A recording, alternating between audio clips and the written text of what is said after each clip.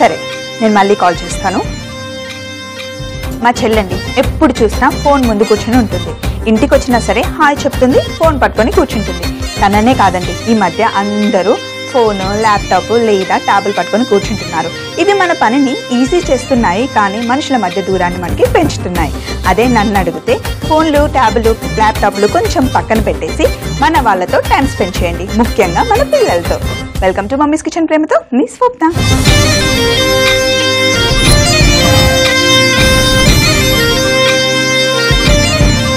ఈరోజు మన బామ్మ గారాబం సెగ్మెంట్లో మనం చేస్తున్నాం పాలకూర చెక్కలు.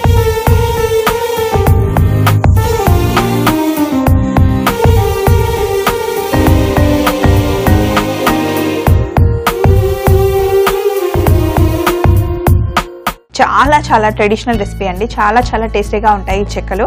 అయితే చాలా మందికి పిండి వంటలు అంటే కొంచెం భయపడతారు కదా, అంటే పిండి వంటలు చేయడం కరెక్ట్గా వస్తుందో రాదో, ఫ్రై చేయడం ఎలాగో అని. ఏం టెన్షన్ పడకండి, ఈరోజు నేను మీకు మంచి చెక్కలు చేసి చూపిస్తాను. జస్ట్ మీరు ఫాలో అయిపోయి కరెక్ట్గా ఇంగ్రీడియంట్స్ అన్ని కరెక్ట్ క్వాంటిటీలో వేసారనుకోండి, చాలా బాగా వస్తాయి. అయితే మరి ముందుగా మనం ఏం చేయాలి అంటే, స్టవ్ ఆన్ చేసుకొని ఒక ప్యాన్ పెట్టుకొని కొన్ని పల్లీలు తీసుకొని మనం పల్లీలని చక్కగా వేయించుకోవాలి. చిన్న మంట మీద పల్లీలని వేయించుకోవాలి. ఇప్పుడు మన ఇళ్లలో, అంటే చాలా మటుకి అందరి ఇళ్లలో పిండి వంటలు చేయడం చాలా తగ్గించేశారండి. బయటకు వెళ్ళి రెడీమేడ్ ఫుడ్స్ తెచ్చుకొని ఎవరికి ఏం కావాలో అది తెచ్చుకొని తినేస్తున్నారు కదా. కానీ ఇంట్లో చేసుకొని మన పిల్లలకి మన చేతులతో పెడితే ఆ తృప్తి ఎప్పుడు వేరుగా ఉంటుందండి. ఒక్కసారి చిన్న చిన్న వంటలు ట్రై చేయండి, కొంచెం కొంచెం ట్రై చేస్తే మీకే వచ్చేస్తుంది. ఇది పెద్ద కష్టమేమీ కాదు. ఇక్కడ మనం పల్లీలు ప్యాన్లో వేసుకున్నాం కదా, లైట్గా కలర్ వచ్చే వరకు వేయించుకుంటే సరిపోతుంది. ఎక్కువ కలర్ వచ్చే వరకు ఫ్రై చేయాల్సిన అవసరం లేదు, ఎందుకంటే మనం మళ్ళీ డీప్ ఫ్రై చేస్తాం కాబట్టి లైట్గా కలర్ వస్తే సరిపోతుంది. చూడండి, ఇక్కడ పల్లీలు లైట్గా వేగాయి కదా, కొంచెం కలర్ చేంజ్ అవుతున్నాయి కదా. ఇలా లైట్గా కలర్ వస్తే సరిపోతుంది. ఇప్పుడు స్టవ్ కొంచెం చిన్నగా చేసి మనం వేయించుకున్న ఈ పల్లీలను తీసుకొని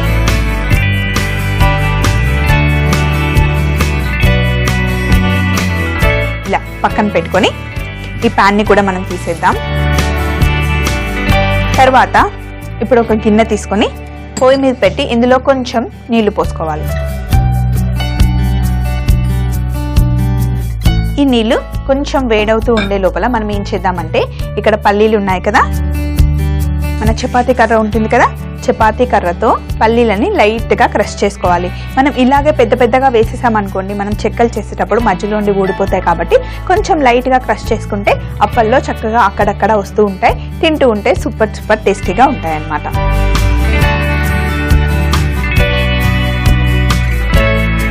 మనం ఇప్పుడే వేయించుకున్నాం కాబట్టి వేడిగా ఉన్నాయి కదా పల్లీలు, అందుకే కొంచెం ఆయిల్ బయటికి వస్తుంది. కాస్త చల్లగైన తర్వాత చేస్తే కనుక ఆయిల్ బయటికి రాదు.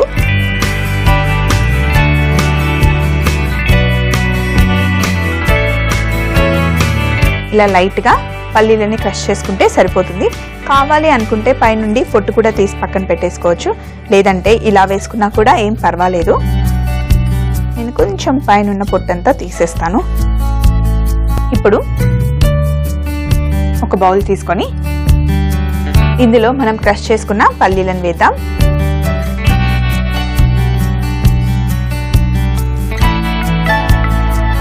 క్రష్ చేసుకున్న పల్లీలు వేసాం కదా, అలాగే సన్నగా తరిగి పెట్టుకున్న అల్లం, ఇంకా వామ. ఎప్పుడు కూడా ఏ పిండి వంటలు చేసినా కూడా వామ వేయడం మటుకి అస్సలు మర్చిపోకండి. ఎందుకంటే పిండి వంటలు అంటే కొంచెం ఆయిల్లో ఫ్రై చేస్తాం కాబట్టి తిన్న తర్వాత డైజెస్ట్ అవ్వడానికి వామ చాలా బాగా ఉపయోగపడుతుంది. కాబట్టి మన నాన్నమ్మలు, అమ్మమ్మలు ఎప్పుడు కూడా పిండి వంటలు చేసినప్పుడు వామ వేయమని చెప్తూ ఉంటారనమాట. సో అందుకని నేను కూడా ఇప్పుడు కొంచెం వామ వేస్తున్నాను. అయితే వామ వేసేటప్పుడు ఎప్పుడు కూడా డైరెక్ట్గా వేయకుండా కొంచెం ఇలా లైట్గా ఇలా అని గనక వేస్తే వామ చివర ఉన్న చిన్న చిన్న కాడలన్నీ వెళ్ళిపోతాయి. అలాగే కాస్తన్ని నువ్వులు, ఇంకా సన్నగా తరిగి పెట్టుకున్న పచ్చిమిర్చి,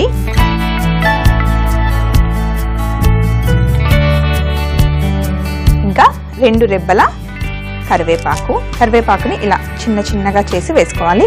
లేదంటే ఒక చాక్ తీసుకొని సన్నగా తరుక్కున్నా కూడా పర్వాలేదు. పిల్లలు మధ్య మధ్యలో ఎక్కువగా తగులుతూ ఇష్టంగా తినరు కాబట్టి కొంచెం సన్నగా ఇలా కత్తితో కట్ చేసుకుంటే సరిపోతుంది. కరివేపాకు కూడా సన్నగా తరిగి వేసుకున్నాం కదా. ఇప్పుడు ఇందులో సన్నగా తరిగి పెట్టుకున్న పాలకూర,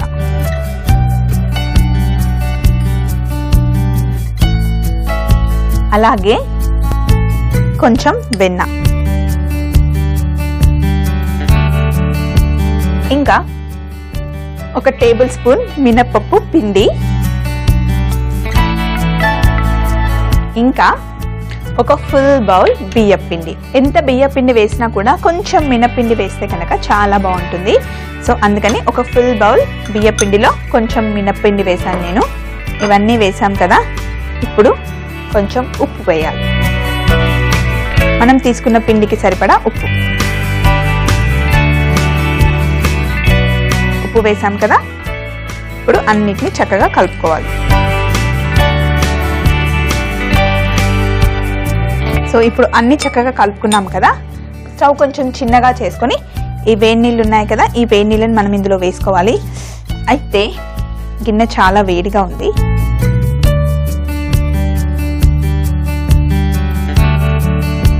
ఫస్ట్ కొంచెం వేడి నీళ్ళు వేసుకొని కలుపుకున్న తర్వాత ఇంకా కొంచెం వేడి నీళ్ళు వేద్దాం. కొంచెం నీళ్లు వేసుకొని చక్కగా పిండిని కలుపుకోవాలి. అయితే ఒకేసారి ఫుల్గా నీళ్లు వేసుకున్నాం అనుకోండి, పిండి మెత్తగా అయిపోతే మళ్ళీ కష్టం అవుతుంది. అందుకని కొంచెం నీళ్లు వేసుకుంటే సరిపోతుంది. ఇలా నీళ్లు పోసి కలుపుకున్నాం కదా. ఇప్పుడు మనం ఏం చేయాలి అంటే, ఈరోజు మనం చెక్కల్ని డీప్ ఫ్రై చేయాలి కదా. అందుకని బాండీలో నూనె పోసుకొని పెట్టుకున్నాను ఆల్రెడీ. స్టవ్ మీద పెడితే నూనె వేడవుతూ ఉంటుంది కదా. ఈ నూనె కూడా వేడవడానికి టైం పడుతుంది కదా. ఇక్కడ నూనె వేడిగా అవుతుంది. అలాగే మనం వేడి నీళ్ళు పోసి పిండి కొంచెం తడుపుకున్నాం కదా. ఇప్పుడు ఏం చేయాలి అంటే, కొంచెం వేడి నూనె తీసుకొని ఈ పిండిలో వేసుకోవాలి. వేసుకున్న తర్వాత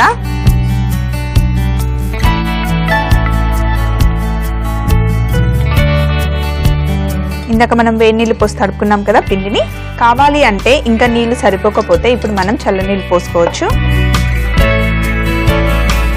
ఇప్పుడు కొంచెం నూనె తీసుకొని ఇందాక మనం నీళ్లు పోసి తడుపుకున్నాం కదా పిండి. అయితే కొంచెం చేతిలో నూనె తీసుకొని ఇలా రౌండ్గా కొంచెం పిండి తీసుకోవాలి. తీసుకున్న తర్వాత ఇంట్లో ఏదైనా ప్లాస్టిక్ కవర్ ఉంటే కనుక దానిపైన చేసుకోవచ్చు, లేదా బటర్ పేపర్ అయినా కూడా పర్వాలేదు. బటర్ పేపర్ పైన ఇలా రౌండ్గా మనం చెక్కలు చేసుకోవాలి. మళ్ళీ ఒకసారి కొంచెం నూనె,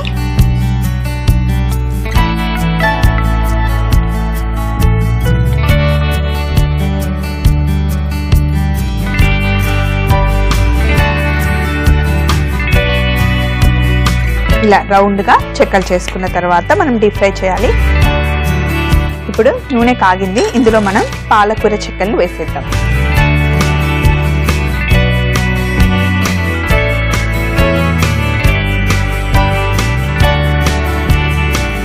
మిగతావి కూడా ఇలాగే చేసుకుందాం.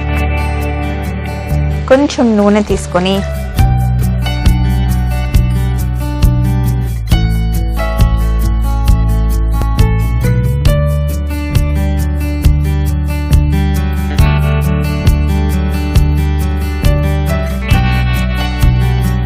మనం ఇలా చెక్కలు చేస్తూ ఉంటే మధ్య మధ్యలో మనకి పల్లీలు, పాలకూర, కరివేపాకు అన్ని చక్కగా కనిపిస్తున్నాయి కదా.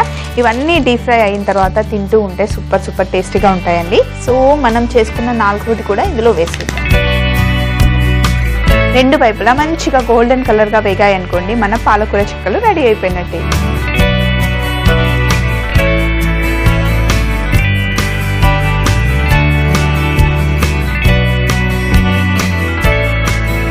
మన పాలకూర చెక్కలు చక్కగా వేగిపోయాయి. చూడండి ఎంత మంచి కలర్ వచ్చాయో. ఇప్పుడు వీటిని మనం బయటికి తీసేద్దాం. పైన మనకి మంచిగా పల్లీలు కనిపిస్తున్నాయి కదా, పల్లీలు మటుకి మధ్య మధ్యలో తగులుతుంటే చాలా బాగుంటాయి. సో ఇప్పుడు ఇలా వేగిన పాలకూర చెక్కల్ని ఒక ప్లేట్లో వేసేసుకుందాం.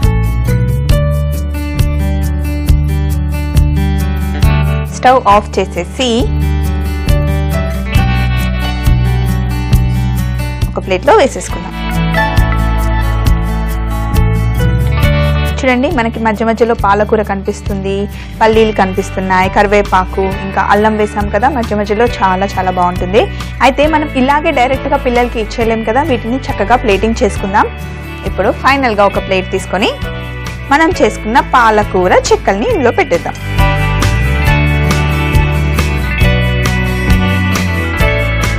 చూడండి, అస్సలు నూనె పట్టుకోలేదు, ఎంత చక్కగా వచ్చాయో. చూసారు కదా, సూపర్గా వచ్చాయి కదా. నేను ముందే చెప్పాను కదా, చాలా చాలా సింపుల్. ఒక్కసారి రెసిపీ కనుక మీరు కరెక్ట్గా చూస్తే ఇంట్లో కూడా ఈజీగా చేసేసుకోవచ్చు. మరి రెసిపీ నోట్ చేసుకున్నారా? పాలకూర చెక్కలు తయారీ విధానం. ముందుగా ఒక ప్యాన్ లో పల్లీలను వేయించి లైట్ గా క్రష్ చేసుకోవాలి. తర్వాత ఒక బౌల్లో క్రష్ చేసుకున్న పల్లీలు, సన్నగా తరిగిన అల్లం, వాము, నువ్వులు, తరిగిన పచ్చిమిర్చి, కరివేపాకు, తరిగిన పాలకూర, వెన్న, 1 టేబుల్ స్పూన్ మినప్పిండి, బియ్యం పిండి, ఉప్పు వేసి వేడి నీళ్లతో బాగా కలుపుకోవాలి. ఈ మిశ్రమాన్ని చెక్కలుగా చేసుకొని డీప్ ఫ్రై చేసుకుంటే పాలకూర చెక్కలు రెడీ. ఒకవేళ మీరు కనుక ఈ రెసిపీని చూడడం మిస్ అయిపోతే మళ్ళీ చూడాలి అనుకుంటే సబ్స్క్రైబ్ అవ్వండి www.youtube.com/ETV అభిరుచి. అదే ఫేస్బుక్ అయితే www.facebook.com/ETV అభిరుచిలో మళ్ళీ చూడండి. చూసారు కదండి, బామ్మగారభం సెగ్మెంట్ లో స్వప్న చేసి చూపించిన పాలకూర చెక్కలు ఎంత బాగా వచ్చాయి. అందుకే ఎప్పుడు చెప్తూ ఉంటాను, మన బామ్మలు చెప్పే రెసిపీలు ఎప్పుడు సూపర్ గా ఉంటాయి, చేయడం ఈజీగా ఉంటుంది, కొంచెం హెల్దీగా కూడా ఉంటాయి. మరి అందుకే మీ దగ్గర ఏమైనా బామ్మల రెసిపీలు ఉంటే నాకు పంపించండి, నేను మీకు చేసి చూపిస్తా. మరి రేపటి మన సెగ్మెంట్ ఫ్రైడే ఫ్రైస్ లో ఒక మంచి ఫ్రైడ్ ఐటమ్ తో మీ ముందుకు వచ్చేస్తుంది మీ స్వప్న, మమ్మీస్ కిచెన్ లో ఎంతో ప్రేమతో. Until then take care, bye.